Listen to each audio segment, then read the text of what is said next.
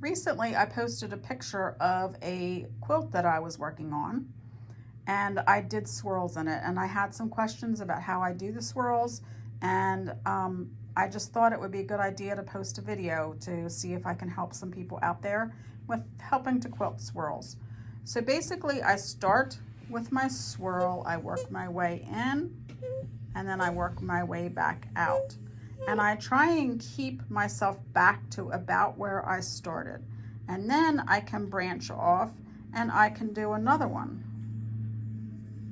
And again, working my way back around here. Now suppose I want to get back over here, I can just echo all the way around, keeping that spacing very similar to the rest of the swirl.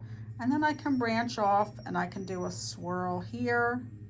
Now you want to keep your swirls fairly close. You don't want to go way out and do a swirl because it's going to lose the swirl effect. So you just want to keep them close like that. Okay. Okay, so now that you saw how I draw swirls, let's go to the quilt and I'll quilt some out. So now we're going to stitch out the swirl. Now that we've seen how we draw it, let's see if we can stitch it out. So again, we're going to go in and back out, almost to about where we started. Now we're going to branch off and we're going to do another one.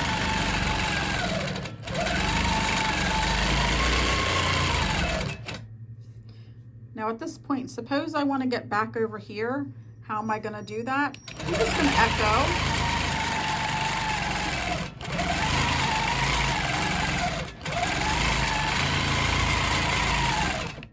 By keeping that echo spacing the same as the swirl spacing, you will not even notice any of that. So I hope that this helped you. I'm going to stitch a couple more swirls out just so you can get a feel for it.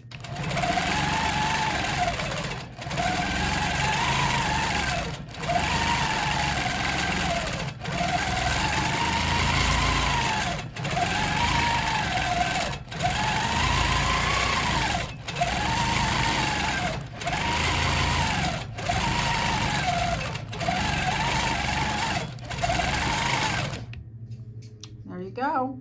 I hope this helped. Happy quilting.